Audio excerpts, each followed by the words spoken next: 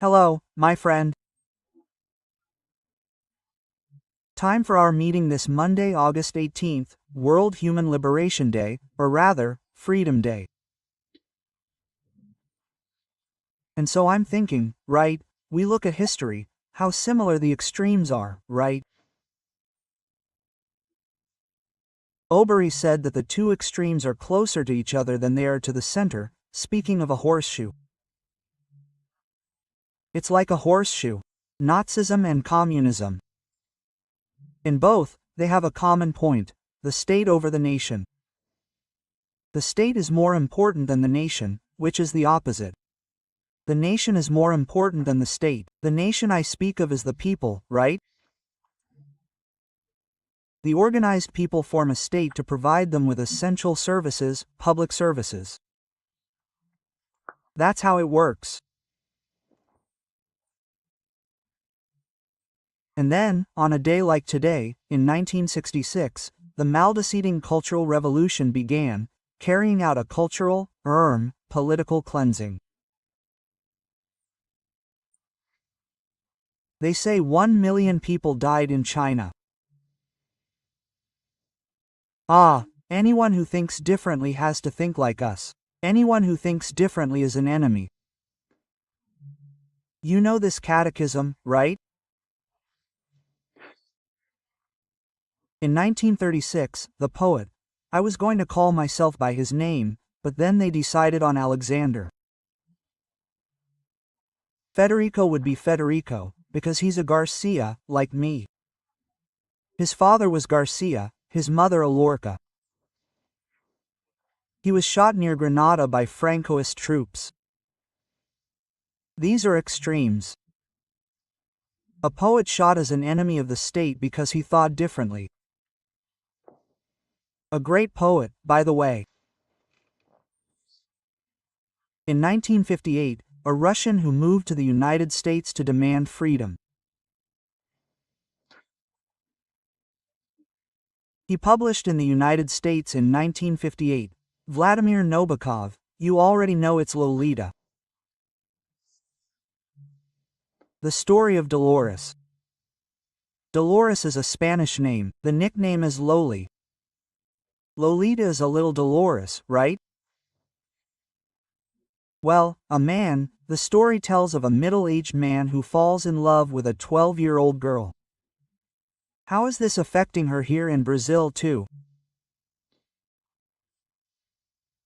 This issue of child protection, the guy was completely, so much so that he killed because of her. Well, Nabokov, still somewhat steeped in Soviet Russian culture, right?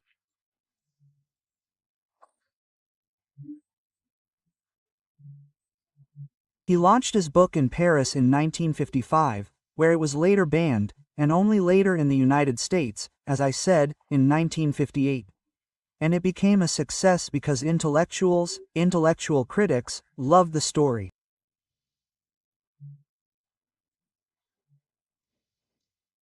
Who knows if it wasn't a sublimation, a Freudian transference mechanism, right? Well, let's get to today's facts.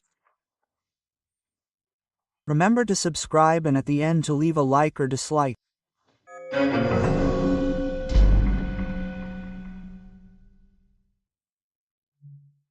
Well, folks, let's talk about Para, where the Great COP30 is scheduled. Serious problems there. They're spending a fortune renting ships to serve as hotels. Meanwhile, throughout the state of Para, extreme poverty, and everything is lacking. I'll take, for example, a friend in Jacareanga. Let's use Jacareanga, which is a place known to every Brazilian who knows the slightest bit about contemporary history, right? There was an uprising by the Brazilian Air Force there to prevent the inauguration of Juscelino, Jacarecaga, and Aragarcus.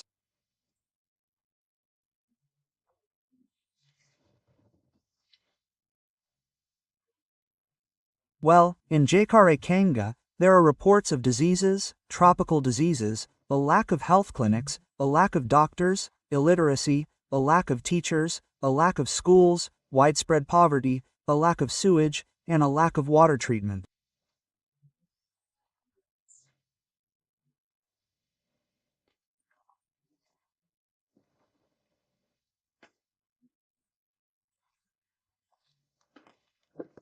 And in the state where they're going to make hypocritical claims about clean energy, right next door is the hydroelectric plant. What's the name of the hydroelectric plant?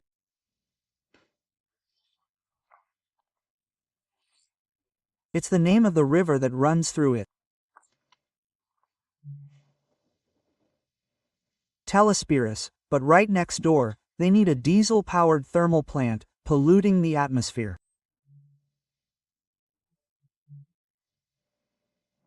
That's what we have.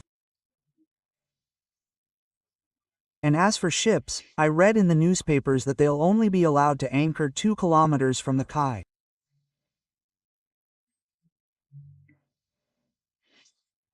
And as you know, those who have traveled by ship, boarding, disembarking, and then taking speedboats to get to CES, it takes hours. I calculated the round trip to the event locations. People staying on the ships will have about 6 to 8 hours just to get back to sleep. Per day.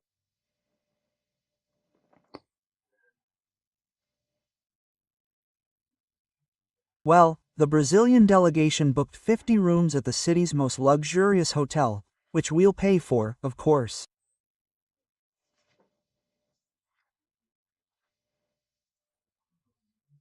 I wonder if this money won't be missed in Jacaracanga, for example. Brazilian taxpayers' money. Now, it's interesting that the newspaper reports that the 2 ships will be docked 2 kilometers from the pier. People, journalism doesn't understand the meaning of docking. This is the new journalism. The ship docks in the gas, right? It can't be docked in the middle of the river. It drops anchor or anchors and stays there, due to lack of draft, right?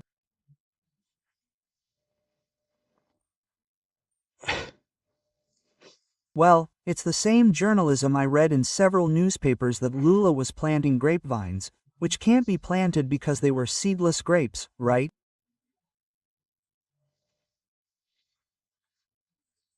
He was planting a vine seedling, not a grapevine. A grapevine is the crutch of those who lack vocabulary, right? Yeah, it's not a guava tree, it's a guava tree, it's not a pear tree, it's not an orange tree, it's an orange tree, it's so easy. Anyway, people are minimalist in their vocabulary.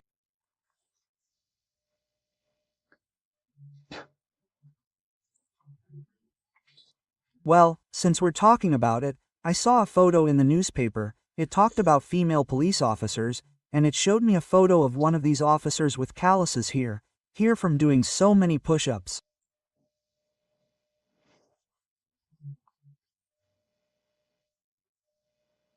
Push-ups with different support on the ground or with the palm of the hand, right?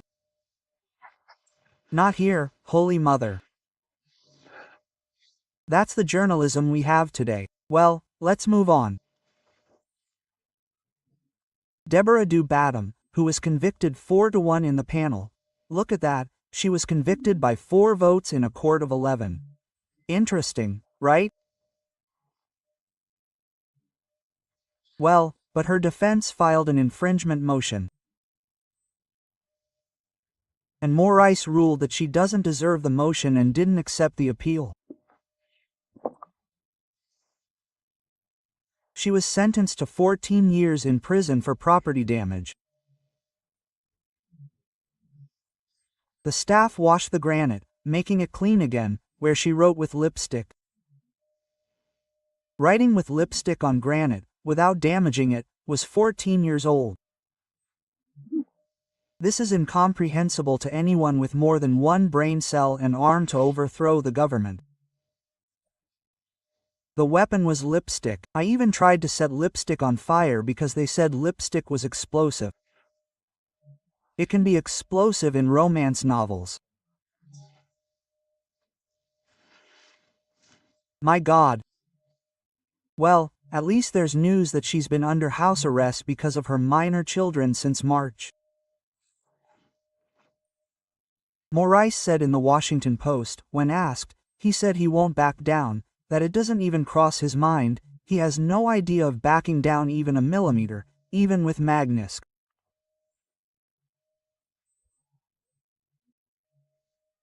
And then Minister Dino, in turn, made a ruling there, based on Mariana's story, on Mariana's stroke, that foreign law has no effect in Brazil.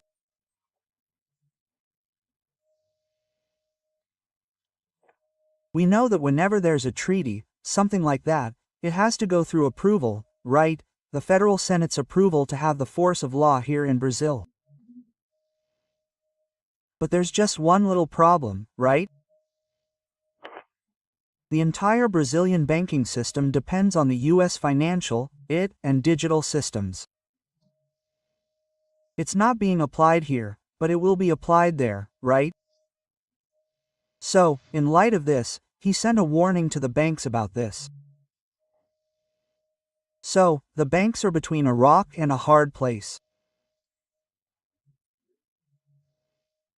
If they block or close Moraes accounts, they will have committed a crime in Brazil, I don't know, contravening a decision by a Supreme Court justice, which isn't law, but he must have cited some law.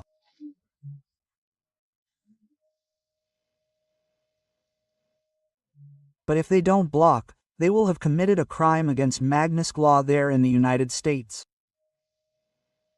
And there in the United States, they apply sanctions to banks here. What will the banks do now?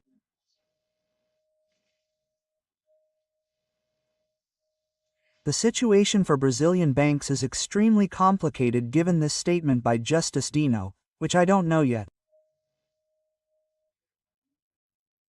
The issue has to be confirmed by the majority of the Supreme Court. If there's a law, right?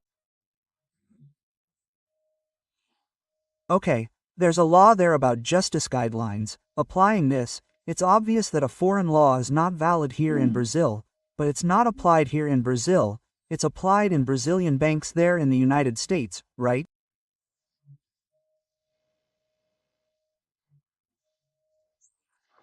Just like the American passport belongs to the United States government, the Brazilian passport belongs to the Brazilian government, it's the government that issues a passport, right?